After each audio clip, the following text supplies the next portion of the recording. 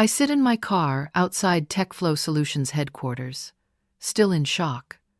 Security badge confiscated, personal items in a cardboard box beside me. 20 minutes ago, James Wellington III walked into my corner office and delivered 4 words that shattered my world.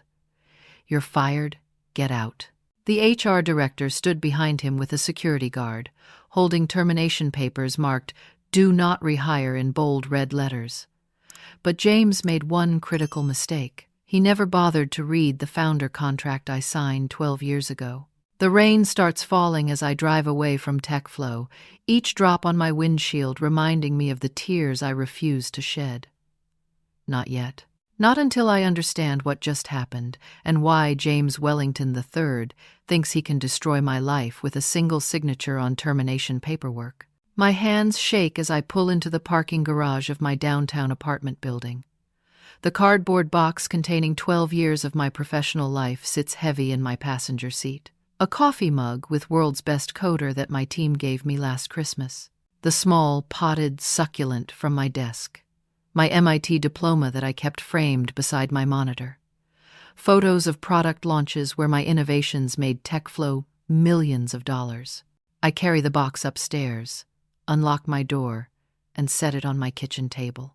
Then I do what any rational person would do when their world implodes.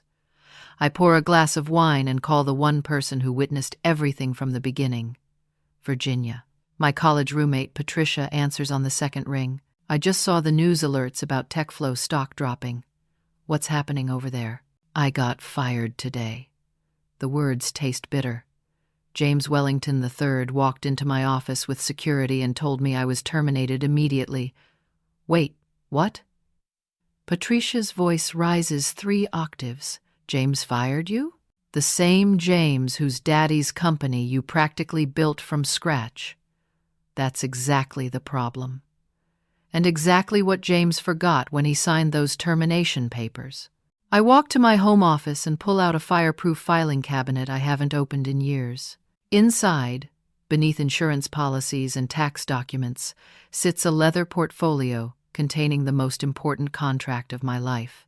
The pages are cream-colored, with legal letterhead from Morrison, Baker, and Associates, dated 13 years ago. "Patricia, do you remember when Robert Wellington Sr. and I started TechFlow in that cramped Stanford apartment?"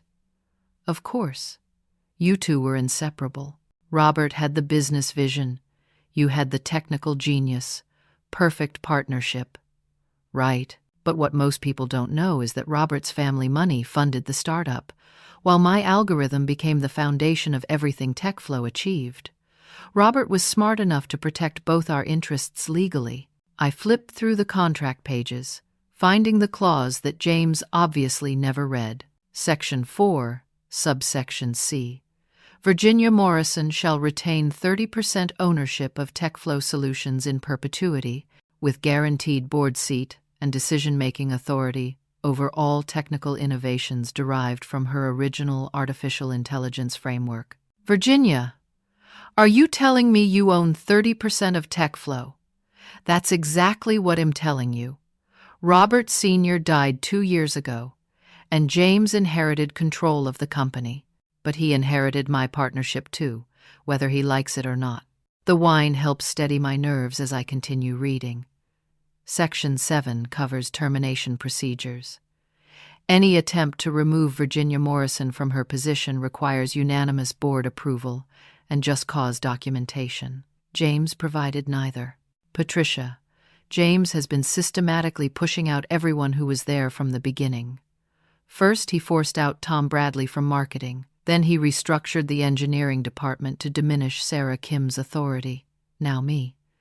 But he made one crucial error, which is, he thinks I'm just another employee he can discard. He has no idea that my founder contract makes me virtually untouchable. I spend the next hour explaining everything to Patricia. How James never understood the technical side of our business. How my AI research department generates 60% of company revenue, yet James has been telling investors, I'm just a senior developer. How he's been taking credit for innovations that came directly from my team's work. The board meeting is next Thursday. I tell Patricia. James probably thinks he can present my termination as a cost-cutting measure. He has no clue that I have the legal right to call an emergency board session and challenge his decision. So what's your next move? I'm calling my attorney first thing tomorrow morning. Then, I'm going to remind James Wellington III that his father was smart enough to build this company with legal protections he clearly never bothered to understand. As I hang up with Patricia, my phone buzzes with a text message from my assistant, Maria. Virginia, I'm so sorry about today. James called an all-hands meeting after you left. He told everyone you were let go for performance issues and that the company is moving in a new direction. Everyone knows it's garbage. We're all updating our resumes. Performance issues. The woman who designed the AI system that revolutionized automated customer service. The woman whose predictive analytics platform saved TechFlow $12 million last year alone. The woman whose innovations earned 3 industry awards in the past 18 months. I pour another glass of wine and open my laptop. If James wants to play corporate politics, he picked the wrong opponent. I log into TechFlow's internal systems, surprised to discover that my access hasn't been revoked yet. Typical James oversight. He handles terminations like he handles everything else, sloppily and without attention to detail. I download my employment records, performance reviews, and project documentation. Everything shows consistent excellence and rising responsibility. No disciplinary actions. No performance improvement plans. No documentation whatsoever that would justify termination for cause. Then, I dig deeper into company financials, using my administrative access to review quarterly reports. What I discover makes my blood run cold. TechFlow's revenue has been declining for 8 months. Not because of technical problems or market competition, but because James has been making catastrophically bad business decisions. He invested $40 million in a cryptocurrency venture that collapsed spectacularly. He signed an exclusive partnership with a European firm that turned out to be fraudulent. He purchased 3 smaller companies that were essentially worthless. Meanwhile, my AI research department continues generating consistent profits. My team's innovations are literally keeping TechFlow afloat, while James burns through the company's reserves with reckless investments. I print everything and add it to my growing file of evidence. Tomorrow, I'm not just calling my attorney about wrongful termination. I'm calling about potential fraud, mismanagement, and breach of fiduciary duty. James Wellington III thinks he fired an employee today. What he actually did was wake up a founder who's been too focused on innovation to pay attention to how badly he's been running her company. Big mistake, James. Really big mistake. Tuesday morning arrives gray and cold, matching my mood as I drive across town to the law offices of Morrison, Baker & Associates. Not the same Morrison as my last name. Pure coincidence that provided countless jokes during my Stanford years. Sarah Morrison built her practice defending intellectual property rights and corporate founders who get screwed by their business partners. Perfect qualifications for my situation. Sarah's office occupies the 32nd floor of a downtown high-rise, with floor-to-ceiling windows overlooking the city. Her walls display diplomas from Harvard Law and photographs with tech industry leaders whose rights she's protected over 2 decades of practice. Virginia, I've been expecting this call for months, Sarah says, gesturing toward the leather chair across from her mahogany desk. Everyone in the tech legal community knows James Wellington III is a disaster waiting to happen. I slide my founder contract across the desk. Sarah puts on reading glasses and examines each page carefully, occasionally making notes on a yellow legal pad. After 20 minutes, she looks up with a smile that could cut glass. This contract is absolutely bulletproof. Robert Sr. knew exactly what he was doing when he structured these protections. James violated at least 6 different clauses by terminating you without board approval. So I can get my job back, Virginia. You can get a lot more than your job back. This termination was so legally deficient that you're entitled to punitive damages on top of reinstatement. We're talking about potential 7-figure compensation for James' stupidity. Sarah starts outlining our legal strategy when her phone rings. She glances at the caller ID and frowns. I need to take this. It's my financial forensics investigator, Sarah Morrison here. What did you find? Are you absolutely certain? Send me everything immediately. She hangs up and turns to me with an expression I can't quite read. Concern mixed with excitement. Virginia, when you hired me last month to review your founder contract, I took the liberty of having my investigator run a preliminary financial analysis of TechFlow. What he found is deeply troubling. Sarah pulls up a presentation on her computer screen. Charts and graphs showing money transfers, offshore accounts, and financial irregularities that make my head spin. James hasn't just been making bad investments. He's been systematically moving money out of TechFlow into personal accounts. The cryptocurrency losses you discovered? Those weren't company investments. James used TechFlow funds to finance his personal trading, then covered the losses by transferring money from operational budgets. Are you saying he stole company money? I'm saying James has been treating TechFlow's accounts like his personal piggy bank. But it gets worse. Sarah clicks to the next screen, revealing email communications between James and something called Apex Technologies Limited, based in the Cayman Islands. My investigator found evidence that James has been licensing TechFlow's intellectual property to offshore entities without board approval. Look at this email trail. I read over her shoulder as Sarah scrolls through dozens of messages. James, negotiating licensing fees for proprietary AI algorithms and predictive analytics platforms. The same algorithms I developed, the same platforms my team created. Sarah, he's selling my work to competitors. Worse than that. Apex Technologies isn't just a competitor. They're a shell company. James created it to funnel TechFlow's intellectual property into his personal control. Has been licensing your innovations to himself, then sublicensing them to actual competitors at massive markups. The room starts spinning. I grip the arms of my chair as the full scope of James' betrayal becomes clear. How much money are we talking about? Conservative estimate? James has stolen approximately $8 million worth of intellectual property and company funds over the past 18 months. But Virginia, there's something else you need to see.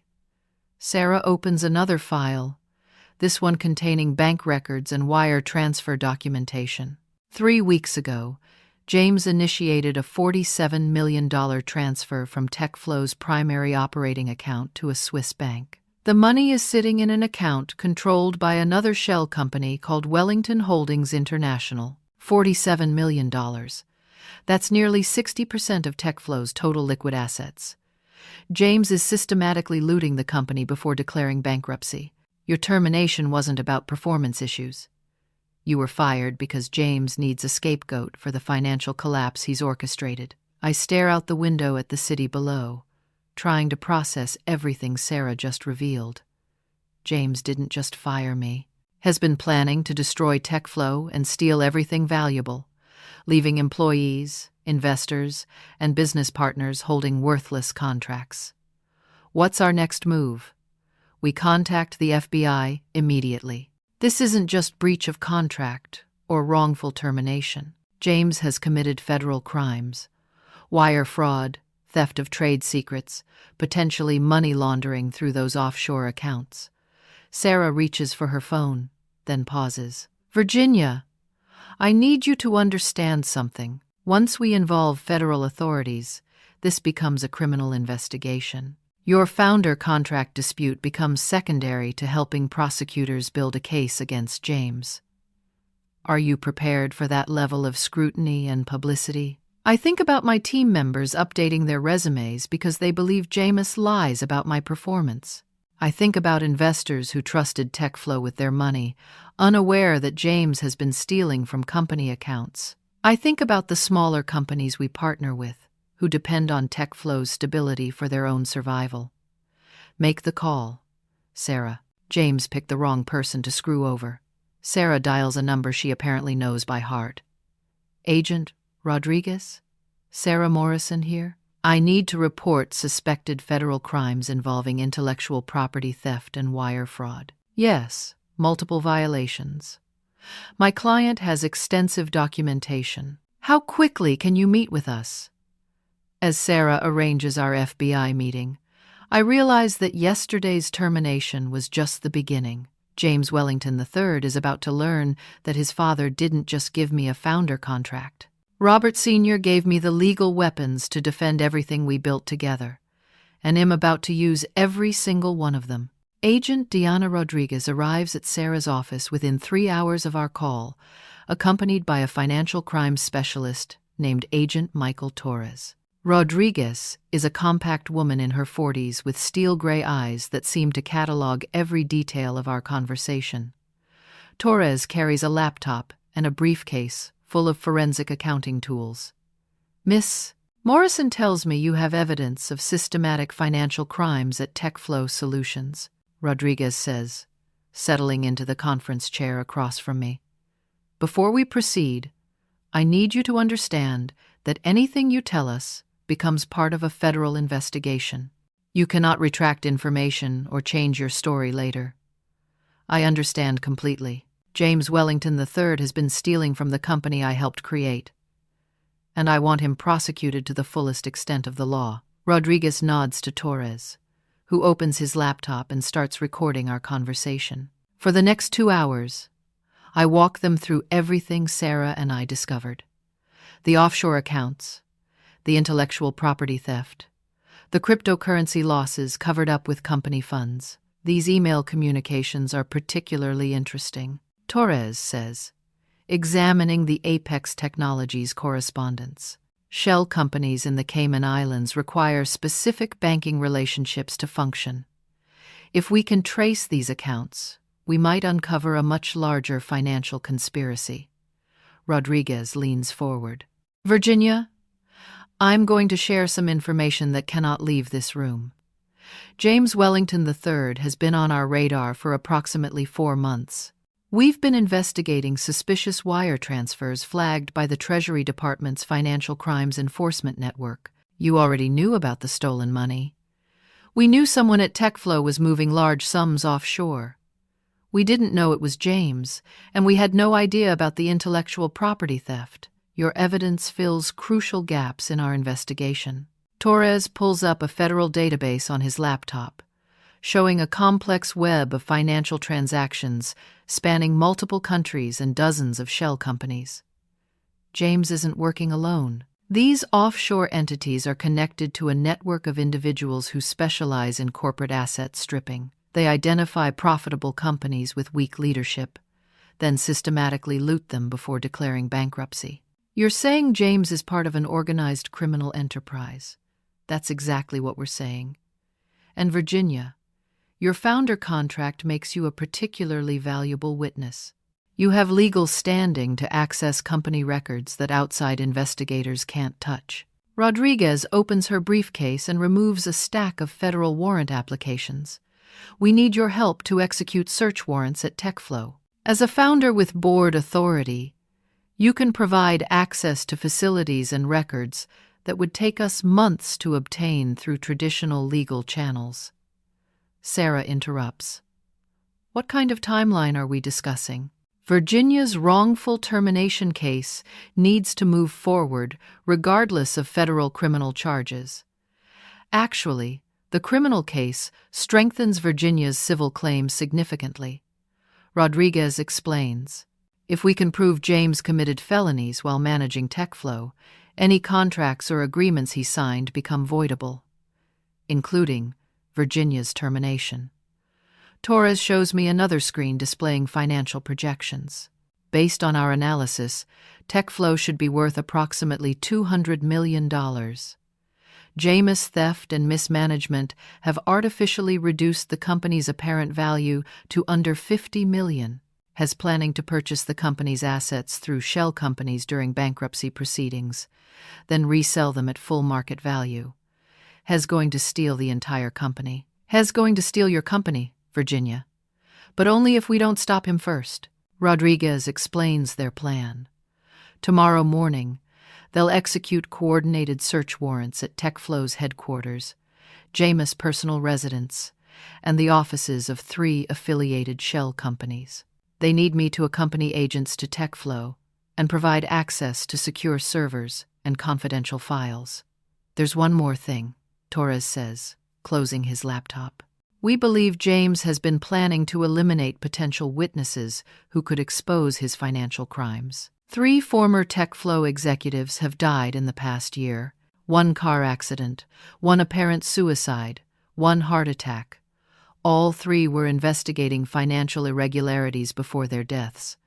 The temperature in Sarah's office seems to drop 20 degrees. Are you saying James might have killed people? We're saying 3 people who posed threats to James' scheme are now dead under suspicious circumstances.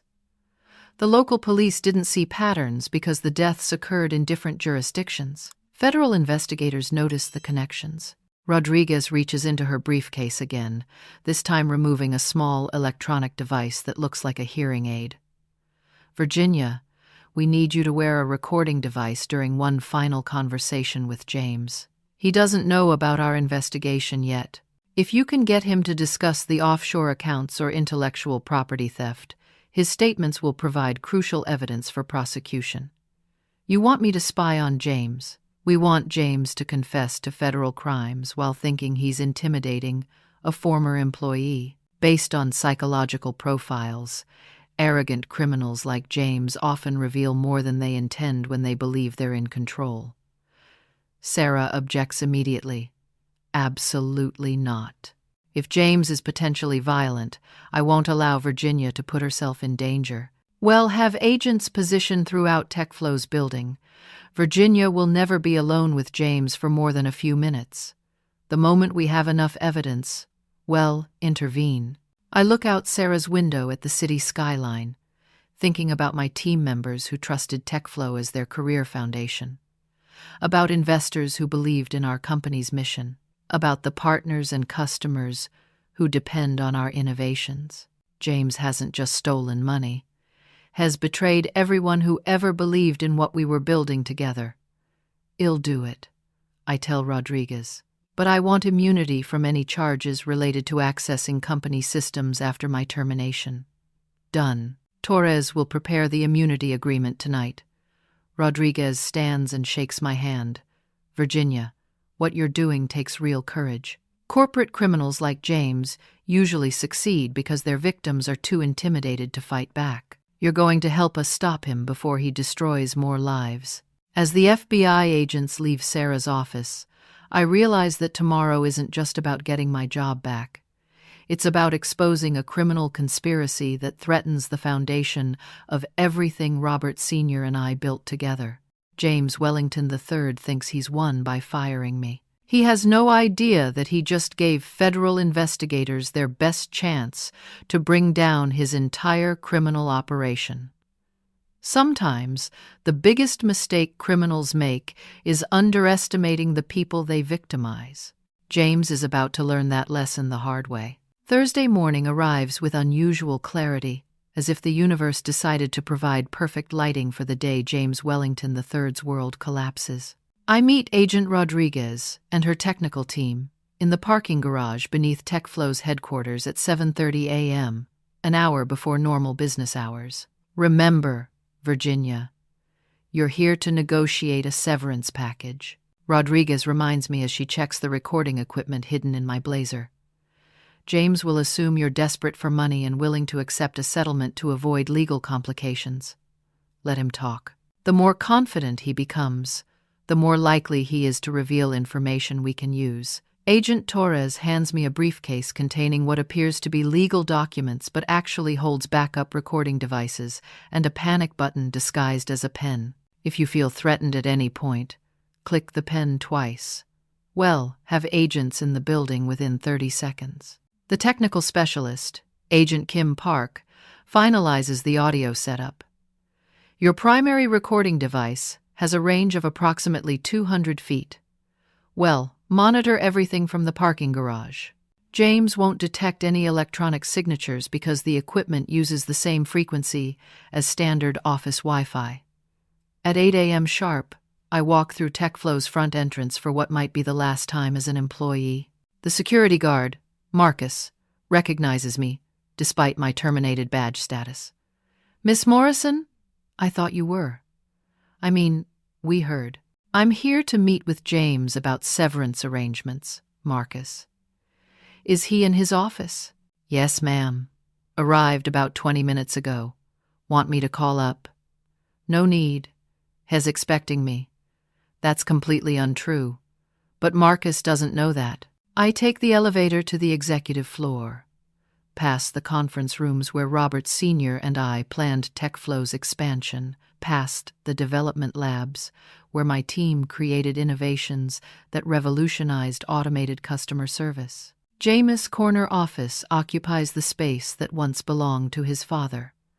Robert Sr. kept the walls covered with photos of company milestones, product launches, and team celebrations. James replaced them with abstract art and motivational posters about decisive leadership and competitive advantage.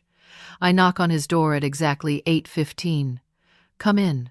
James calls from behind his oversized mahogany desk. He looks up from his computer screen with surprise that quickly transforms into suspicious amusement. "Virginia, I wasn't expecting to see you again so soon. Security should have prevented you from accessing the building. I'm here to discuss severance terms, James. My attorney reviewed the termination paperwork and identified several legal concerns that we should address before they become problematic." James leans back in his chair, a smug expression spreading across his face. "Legal concerns? Virginia, you're a terminated employee. You have no legal standing to make demands. Actually, I do. My founder contract includes specific termination procedures that weren't followed. Rather than pursue litigation, I'd prefer to negotiate a reasonable settlement. Your founder contract." James laughs, a sound like breaking glass. "Virginia, that contract died with my father. Corporate structures change. Your little partnership agreement has no relevance to current company operations." I sit down across from his desk, carefully positioning myself so the recording device captures every word clearly. "The contract is legally binding regardless of ownership changes, James. But I'm not here to argue legal technicalities. I'm here because continued employment at TechFlow is obviously impossible, and I'd like to discuss compensation for my contributions to the company's success." "Your contributions," James' voice rises. "Virginia, you've been coasting on reputation for years. The AI algorithms were developed by teams of engineers. Your role was supervisory at best. That's interesting perspective. The patent applications list me as primary inventor on 17 different innovations. The licensing agreements specifically reference my technical frameworks." James' expression shifts from amusement to irritation. "Patent applications can be modified. Licensing agreements can be renegotiated. Virginia, you seem to misunderstand your actual value to this company. Then explain it to me. Help me understand why my termination was necessary." TechFlow is moving in new directions that require different technical leadership. We're expanding into international markets with partnerships that demand fresh approaches. Your methods are outdated. "What kind of international partnerships?" James pauses, studying my face, as if deciding how much to reveal. The recording device captures every moment of his internal calculation. We've licensed our core technologies to several offshore entities, Apex Technologies, Wellington Holdings International, and a few others. These partnerships provide revenue streams that allow us to reduce domestic overhead, licensing my algorithms to offshore companies, licensing TechFlow's algorithms. Virginia, everything developed while you were employed belongs to the company, not to individual contributors. I lean forward slightly, encouraging him to continue. That makes sense from a business perspective. What kind of revenue are these licensing deals generating? James relaxes, apparently interpreting my questions as acceptance of his authority. Significant revenue. The Cayman Islands partnerships alone generate approximately $2 million per quarter. The Swiss arrangements are even more profitable. $2 million per quarter just from licensing agreements. Virginia, you really have no idea how valuable your work has become. The predictive analytics platforms command premium prices in European markets. The AI customer service frameworks are revolutionizing automated support systems globally. My work. James catches his mistake immediately, but it's too late. The recording device has captured his admission that the licensed technologies originated from my innovations. Company work, developed on company time with company resources. The point is, TechFlow's international expansion requires streamlined operations and reduced domestic costs. Your termination saves approximately $300,000 per year in salary and benefits. What about the team I managed? Are they being terminated too? Most of them were outsourcing AI development to contractors in countries with more favorable labor costs. The domestic development staff is an unnecessary expense when the same work can be done overseas for a fraction of the cost. I pretend to consider this explanation while internally marveling at James' complete lack of awareness. Has just confessed to intellectual property theft, illegal licensing arrangements, and systematic violation of employment contracts, all while believing he's intimidating a desperate former employee. James, I appreciate your honesty about the company's direction, but my attorney believes the termination procedures violated several clauses in my founder contract. Rather than pursue costly litigation, would you consider a settlement that acknowledges my contributions to TechFlow's success? What kind of settlement are you thinking? My attorney suggested $500,000, plus continuation of health insurance for 12 months. James laughs again, but this time the sound carries an edge of genuine anger. 500,000? Virginia, you're delusional. TechFlow doesn't negotiate with terminated employees, especially those who threaten legal action. I'm not threatening anything. I am trying to reach an amicable resolution. Here is my amicable resolution. You accept the standard 2-week severance package, sign a non-disclosure agreement, and disappear from my company permanently. Otherwise, you get nothing except a reputation as a litigious former employee that no tech company will touch. And if I refuse, James leans forward, his voice dropping to what he probably considers an intimidating whisper. Virginia, you have no idea what kind of problems can develop for people who try to interfere with TechFlow's business operations. Financial difficulties, professional reputation damage, even personal safety concerns. Smart people accept generous offers and move on with their lives. The recording device captures every word of his threat. Agent Rodriguez's voice crackles through my nearly invisible earpiece. That's enough. Get out of there. We're coming up. I stand slowly, maintaining eye contact with James. I'll need to discuss your offer with my attorney. You have 24 hours, Virginia. After that, the offer disappears, and you deal with whatever consequences follow. As I walk toward his office door, James makes one final mistake. And Virginia? You might want to ask your attorney about David Park's legal strategy. See how well that worked out for him. David Park, my original co-founder partner who died in a car accident 6 months ago. David, who called me 3 days before his death asking questions about irregular financial transfers he'd discovered in TechFlow's accounts. I turn back toward James, but his office door is already opening. Agent Rodriguez and 3 federal agents enter with weapons drawn. James Wellington III, you're under arrest for wire fraud, theft of intellectual property, and conspiracy to commit federal crimes. James' face transforms from arrogant confidence to complete panic in less than 2 seconds. What is this? Virginia, what did you do?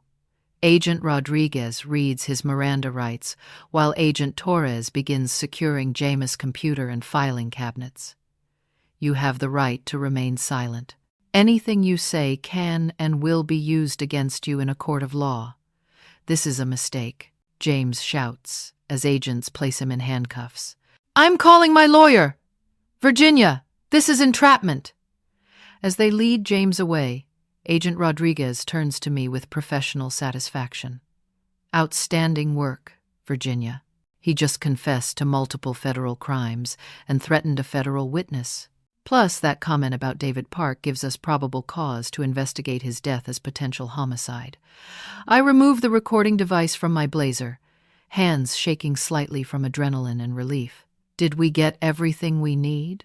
We got more than enough to destroy Jameis' entire criminal organization. And Virginia? You just saved TechFlow from complete financial collapse. Through Jameis' office window, I watch federal agents escort him through the parking garage in handcuffs. Employees gathering in the lobby point and whisper, trying to understand why their CEO is being arrested by the FBI.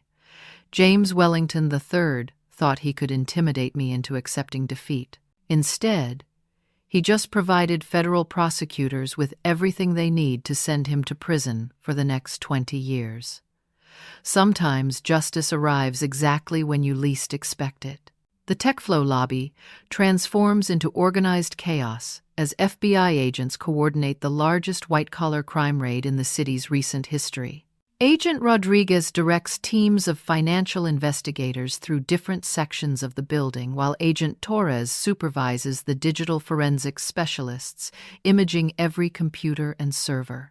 "Virginia, we need you to guide us through the secure development areas," Rodriguez explains as we walk past bewildered employees watching their workplace become a federal crime scene. "Your founder access codes should allow us to examine the systems where James stored evidence of his offshore transactions." My hands trembling slightly, I input my administrator credentials at the security checkpoint, separating TechFlow's public offices from our protected research facilities.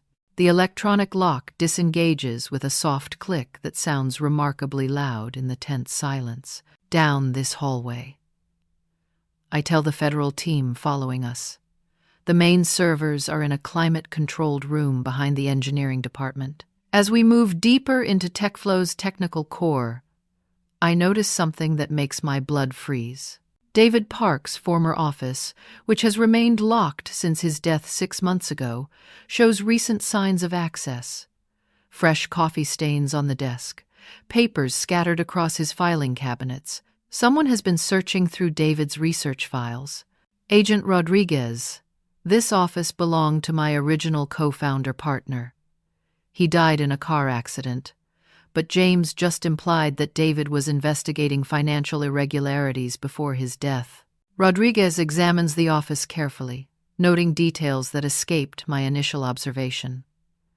David's computer has been removed. His filing cabinets show tool marks consistent with forced entry. Most significantly, his personal notebook, the one where he documented suspicious accounting patterns, is missing from its usual spot beside his desk telephone. "Torres, get the digital forensics team in here immediately," Rodriguez calls, "and contact the local police department. I want David Park's accident investigation reopened as a potential homicide." We continue toward the server room, passing the AI development laboratory where my team created the algorithms James has been selling to offshore entities. The lab remains exactly as I left it on Tuesday morning, with project documentation and prototype systems that represent years of innovative research. This is where the stolen intellectual property was developed, I explain to Agent Torres as he photographs everything. Those servers contain the original source code for predictive analytics platforms that James licensed to Cayman Islands shell companies. Torres connects his laptop to our primary development server, copying terabytes of data that will prove Jameis' theft of proprietary technologies. "Virginia, these algorithms are worth significantly more than the $2 million per quarter James mentioned during your recorded conversation. Conservative market value is probably closer to $50 million. $50 million. Your innovations revolutionized automated customer service across multiple industries. Companies worldwide license similar technologies for hundreds of thousands of dollars per implementation. James has been selling your work for a fraction of its actual value, then pocketing the proceeds through offshore accounts. Agent Rodriguez returns from David's office with disturbing news. Local police records show David Park called their financial crimes unit 3 days before his death. He reported suspected embezzlement at TechFlow and requested an investigation into unauthorized wire transfers. The detective assigned to his case noted that David seemed genuinely frightened about potential retaliation. "You think James killed David to prevent him from exposing the theft? I think David discovered James' criminal activities and became a threat that needed elimination." The car accident investigation was superficial because local police didn't understand the corporate fraud context. Federal investigators will examine the evidence much more thoroughly. As Rodriguez speaks, commotion from the lobby interrupts our conversation. Loud voices, shouting, and what sounds like furniture being overturned. Agent Torres immediately contacts his team through radio communication. Torres to lobby team. "What's your status?" "We have a problem." James, attorney, just arrived with 3 associates and a federal judge's emergency order. They're claiming the search warrants are invalid and demanding immediate cessation of all investigative activities. Rodriguez's expression hardens. James is trying to use legal technicalities to stop our evidence collection. We need to expedite everything before his lawyers can file successful challenges. How much time do we have? Maybe an hour if his attorney is competent. Less if the judge agrees to hear emergency motions. We work frantically to secure the most critical evidence. Torres copies financial records from my administrative account showing James' unauthorized transfers to offshore entities. Rodriguez photographs emails between James and shell company representatives discussing intellectual property sales. The digital forensics team images servers containing algorithms that James licensed illegally. But as we prepare to leave TechFlow with our evidence, James' lead attorney, a sharp-dressed woman named Catherine Wells from the city's most expensive white-collar defense firm, approaches with legal documents that could derail our entire investigation.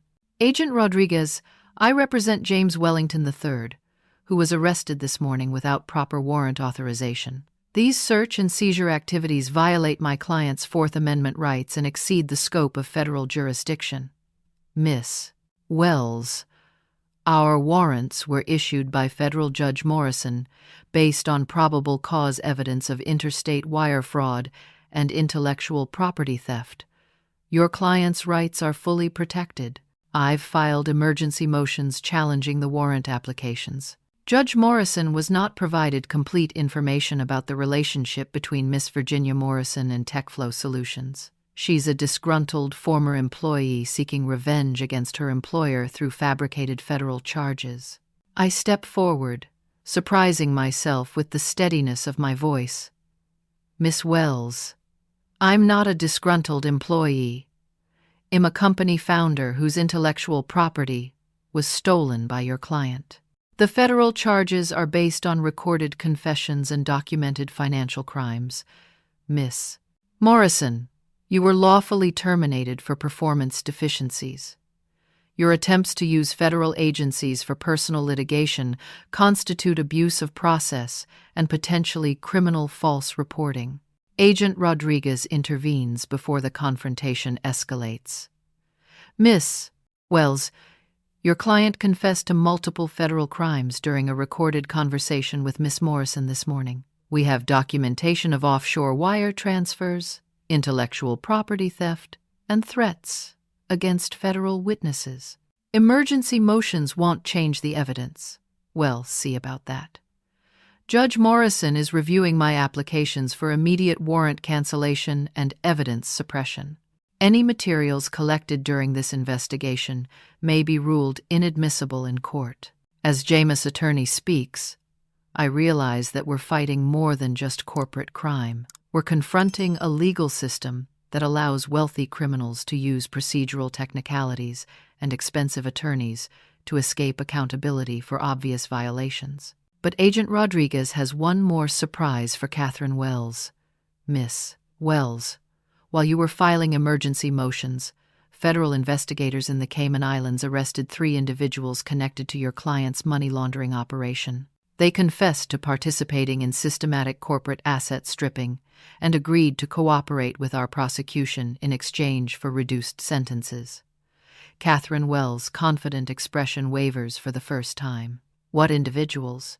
The directors of Apex Technologies and Wellington Holdings International, plus the Swiss banker who managed your client's offshore accounts. They've provided detailed statements about James Wellington's criminal activities spanning the past 2 years. I need to consult with my client immediately. Your client is in federal custody and will remain there pending arraignment tomorrow morning. Bail will be opposed based on flight risk and potential witness intimidation. As Catherine Wells leaves to regroup her legal strategy, Agent Rodriguez turns to me with satisfaction mixed with caution. Virginia, we've collected enough evidence to prosecute James successfully, but his attorney will try every possible legal maneuver to discredit our case.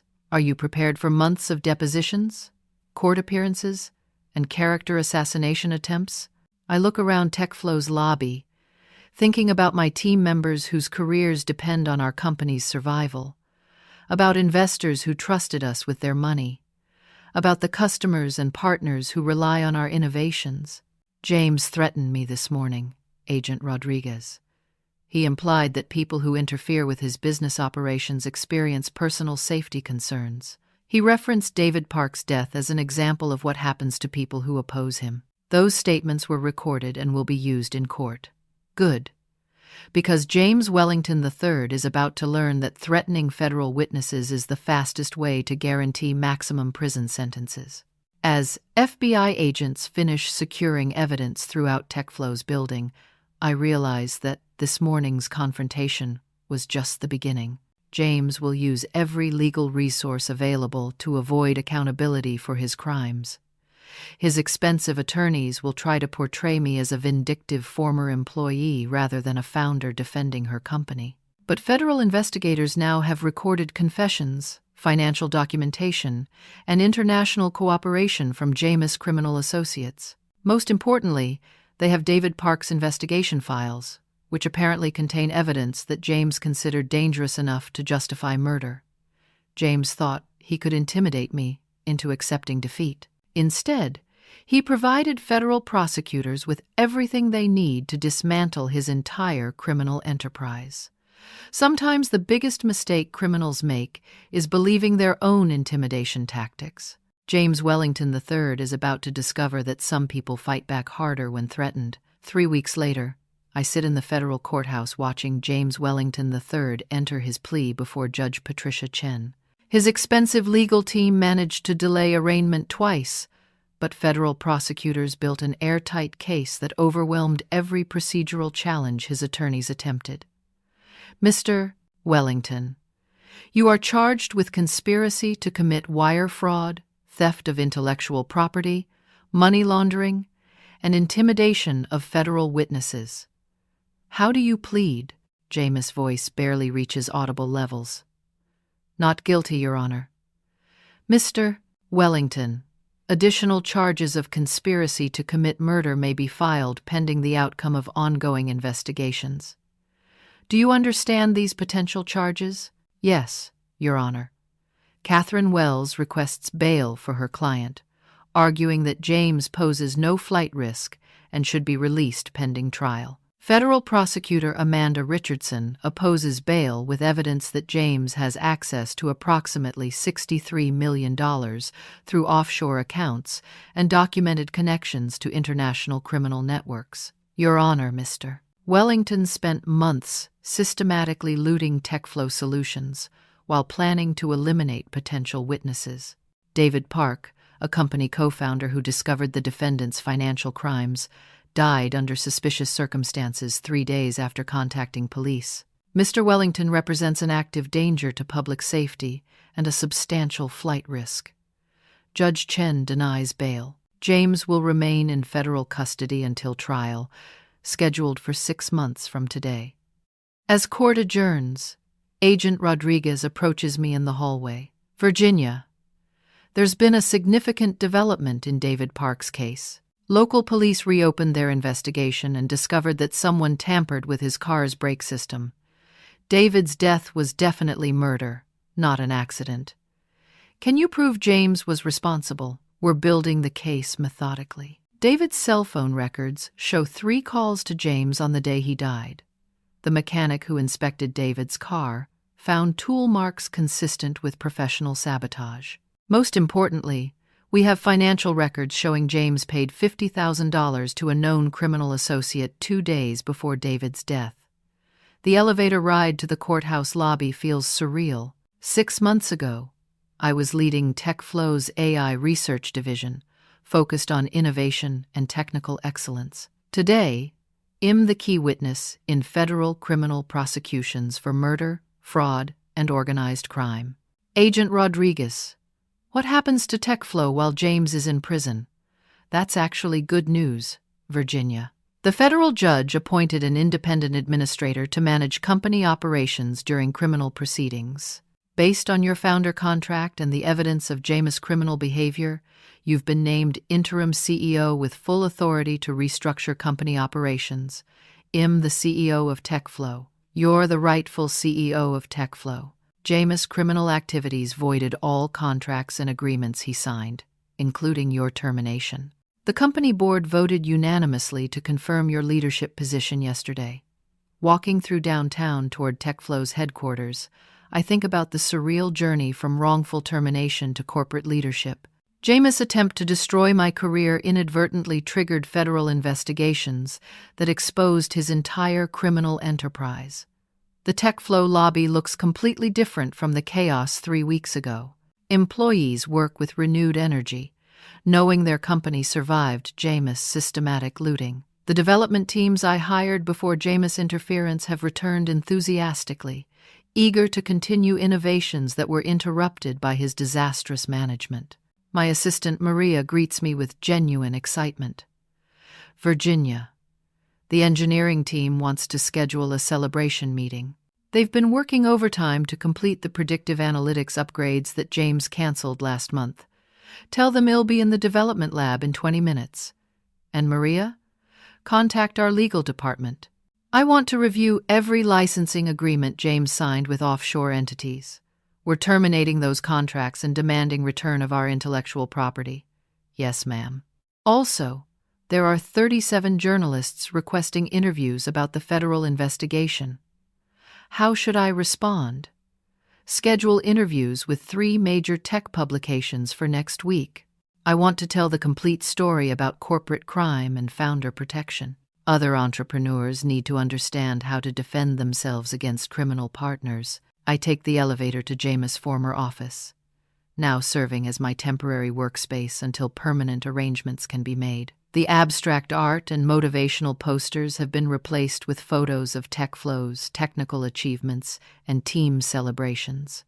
On my desk sits David Park's recovered notebook, returned by federal investigators after forensic analysis. His handwritten notes document months of suspicious financial patterns that James thought were eliminated with David's murder. Instead, David's research provides crucial evidence for multiple federal prosecutions. The intercom buzzes with a call from Agent Torres. Virginia, we wanted to update you on the international investigations. Swiss authorities have frozen approximately $47 million in accounts controlled by James' shell companies. The money will be returned to TechFlow as restitution for his theft. $47 million, plus accumulated interest and penalty damages. TechFlow will actually emerge financially stronger than before James' criminal activities. His theft was systematic, but so was his documentation. Every illegal transaction can be traced and reversed. That afternoon, I hold my first all-hands meeting as TechFlow's CEO. The conference room overflows with employees who survived James' attempt to destroy our company through criminal mismanagement. 3 weeks ago, many of you believed our company was collapsing. I begin. James Wellington convinced employees, investors, and partners that TechFlow faced insurmountable financial problems. What we've learned is that our company was artificially weakened by systematic theft and criminal mismanagement. I click to a presentation showing TechFlow's true financial position with stolen assets recovered. Federal investigations have returned approximately $60 million that James transferred to offshore accounts. Our intellectual property licenses with legitimate companies remain intact and profitable. Most importantly, our technical innovations continue advancing automated customer service across global markets. The room erupts in applause and celebration. Engineers who feared unemployment 3 weeks ago now see career opportunities with a restored industry leader. However, this experience taught us crucial lessons about corporate governance and founder protection. We're implementing new oversight procedures to prevent future financial crimes. We're also establishing legal funds to help other entrepreneurs defend themselves against criminal business partners. After the meeting, I returned to my office to find Agent Rodriguez waiting with final updates on the federal prosecutions. Virginia. James criminal associates have provided testimony connecting his activities to organized crime networks operating in 6 countries. This case will likely result in the largest corporate crime convictions in recent federal court history. How long will James be in prison? Conservative estimate, 25 to 30 years without possibility of parole. The murder charges alone carry life sentences.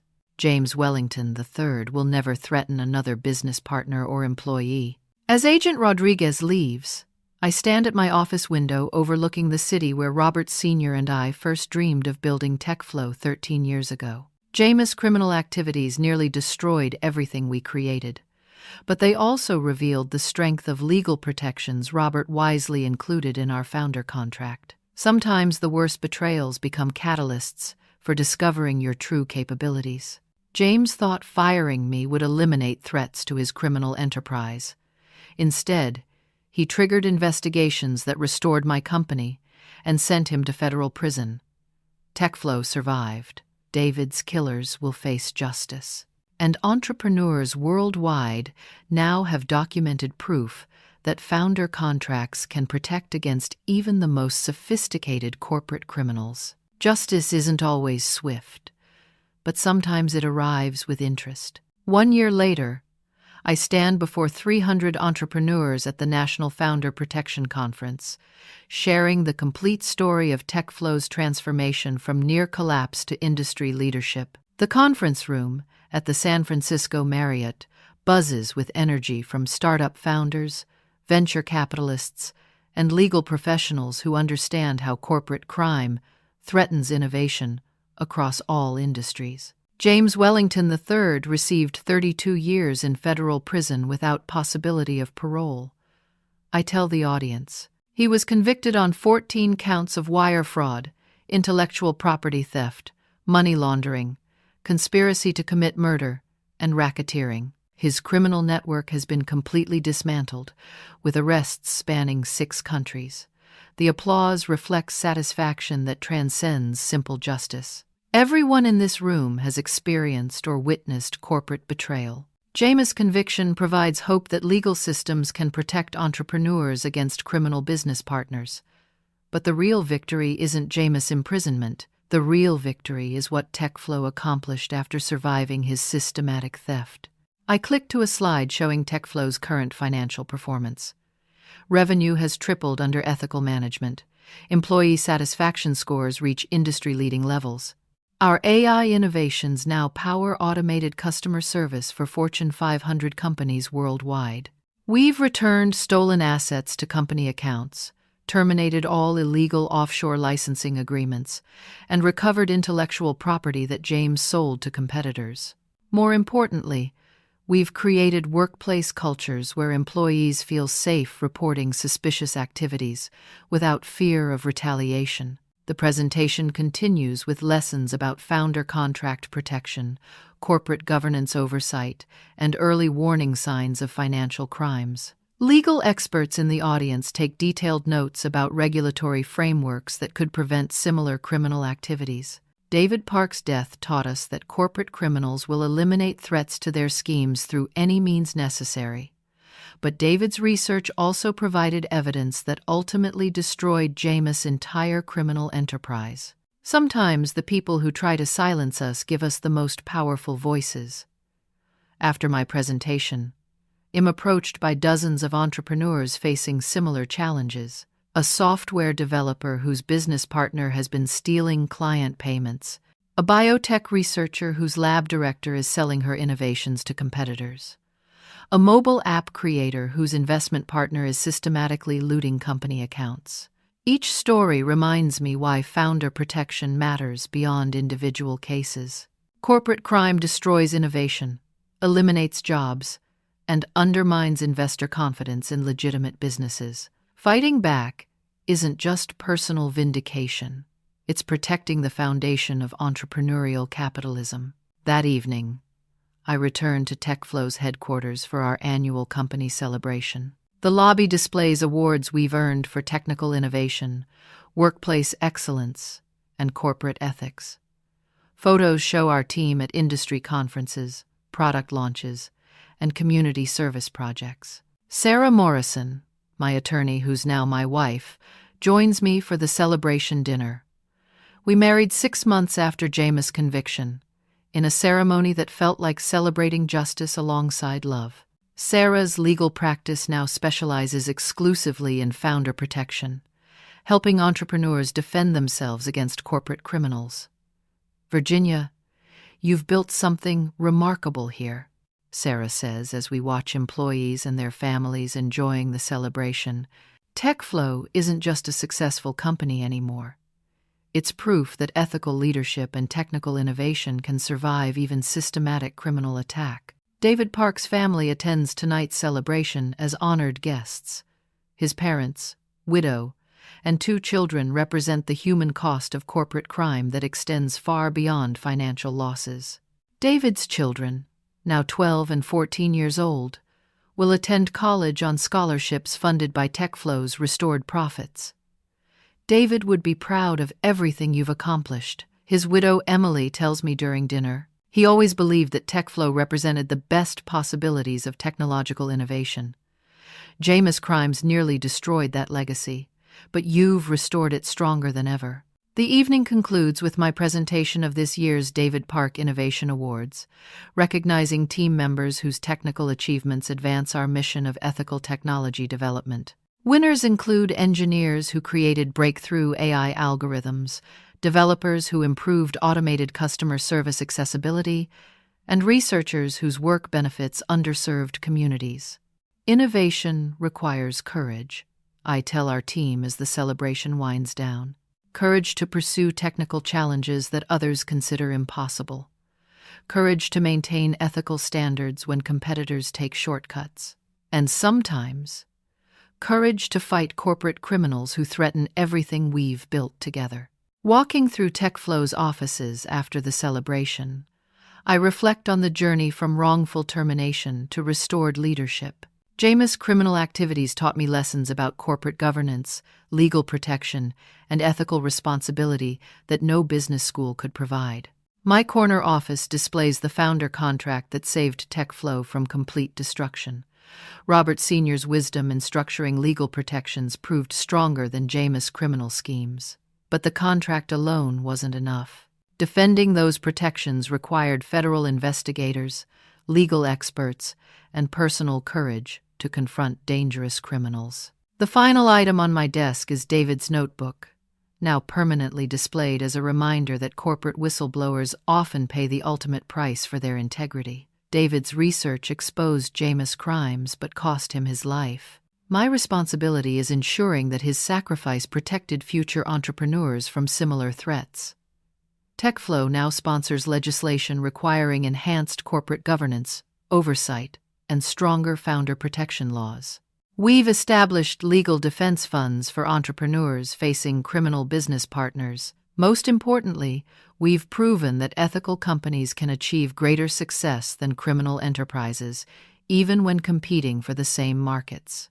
Sometimes the worst betrayal becomes the catalyst for discovering your true strength and purpose. Fighting for justice doesn't just save yourself. It protects everyone who comes after you. 3 years ago, I thought I was just developing AI algorithms for automated customer service. Today, I understand that innovation means nothing without the ethical framework to protect it from criminal exploitation. James' attempt to destroy my career ultimately taught me that defending technological progress requires defending the legal structures that make innovation possible. Corporate criminals succeed because their victims often lack the resources or courage to fight back effectively. But when entrepreneurs unite with legal experts, federal investigators, and ethical business leaders, even the most sophisticated criminal schemes can be defeated. The greatest lesson from TechFlow's survival is that justice delayed isn't necessarily justice denied. Sometimes federal investigations take months to build overwhelming evidence. Sometimes legal protections require patience and persistence to enforce effectively. But when justice finally arrives, it can restore everything that criminals thought they had permanently destroyed. Have you ever faced betrayal from someone you trusted completely? How did you find the courage to fight back when the odds seemed impossible? Share your experiences in the comments below. Your story might inspire someone else who's facing similar challenges. If this story resonated with you, please like this video and subscribe to our channel for more content about entrepreneurship, corporate justice, and founder protection. Share this with anyone who might benefit from learning about legal safeguards for business partnerships. Thank you for joining me on this journey from corporate crime victim to restored CEO. Remember that your innovations deserve protection. Your contracts have power, and your courage can change entire industries. Sometimes the best revenge isn't revenge at all. It's building something so successful that it makes your enemies irrelevant.